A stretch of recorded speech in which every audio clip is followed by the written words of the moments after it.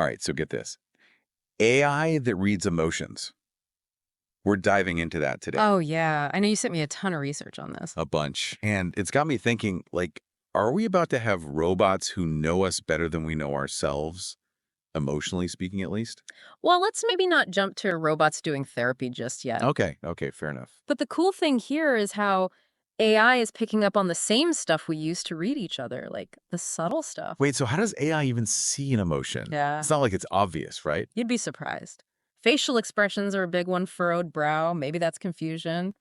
A smile, usually happiness, right? Makes sense. We all do that. Exactly, even your voice. Think about when you're excited, how much faster you talk. Or if you're bummed out, your tone just drops. So it's like AI is learning our emotional language, but instead of words, it's all those little tells, those micro expressions we don't think about. Exactly. And the research shows in a lab setting, AI is getting good at it, like up to 80% accuracy for the basic emotions. 80. That's kind of amazing. It is, but Always a but, right. Human emotions are never simple. exactly. Imagine starting a new job, right? You're excited, but nervous too. That mix. AI struggles with that. The more subtle stuff. So it gets the ingredients, but not how we blend them. Like one of those AI recipes that goes viral for being totally weird. Right. And it's even trickier because we rely on more than faces. Your posture, your tone, the actual situation. AI's got a way to go to match human intuition. Plus, isn't there that thing where emotions aren't universal? What flies in one culture? Huge challenge for AI developers. If you mainly train your AI on data from one type of person, it'll miss the mark when trying to understand someone different. So how do you teach AI to speak emotion fluently? Across cultures, those subtle cues. Hmm. Any solutions in what you read? One of the biggest is building more diverse data sets. Instead of AI learning from a narrow group, it's got to learn from everyone. So if you want AI to get the full spectrum of human emotions, it needs to learn from the full spectrum of humans. Exactly. And it's not just a dream. There are teams making it happen. Microsoft's facial recognition team, they're already tweaking their AI for this. So it's not just teaching AI what emotions are, but all the ways we express them, depending on who we are. Hmm. That's a lot of data. It is. And that leads us to how AI is being used in mental health, not just observing our emotions, but maybe helping us manage them too. Hold on, we're going from emotion reading AI to AI therapists. It's a Yeah. whole other level. Whoa is right. But are we talking like actual robots giving therapy? Hmm. Because I'm not sure I'm ready for that. Not quite robots, not yet, anyway. Okay, good. Because I don't know, I'm not sure I'd want to spill all my secrets to a bot. Yeah. So what are we talking about here then? What if you could get mental health support anytime? Like, no waiting for an appointment, no driving there. You just open an app. Oh, so you mean like those virtual therapist apps? Do Yeah. those things actually work? I always see ads for them, but Yeah, that's the question, isn't it?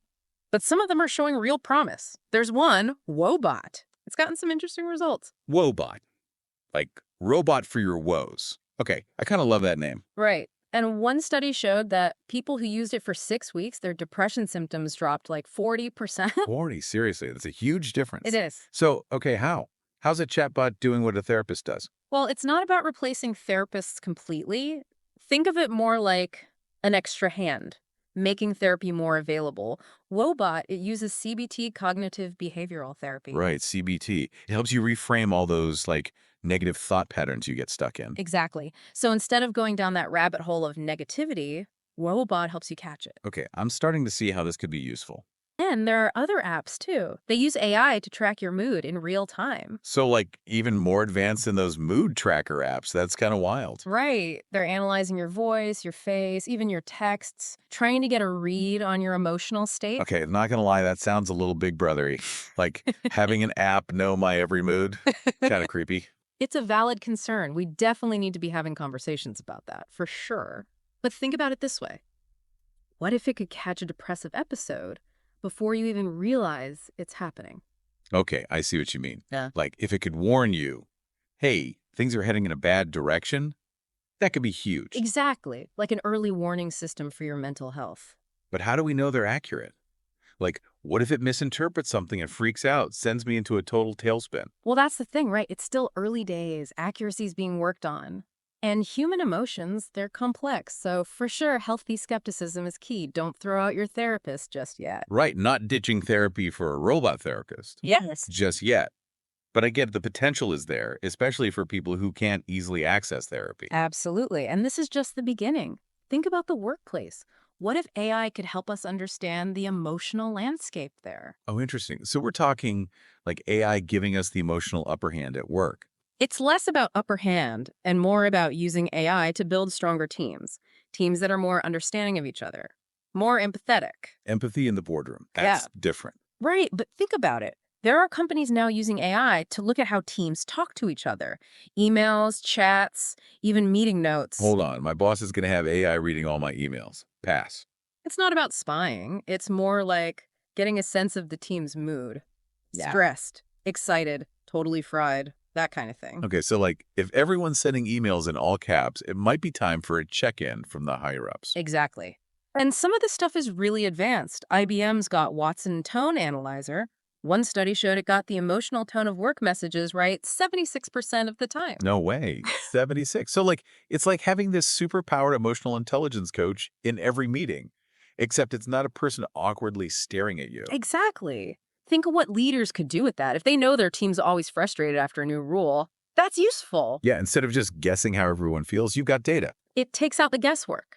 Lets leaders actually respond to what their team needs. Okay, you've almost sold me on this whole AI and emotions thing. Almost, but, you know, there's a but coming, right? What could go wrong? Fair question. Anytime tech gets personal like this, we've got to think about the ethics. Big time.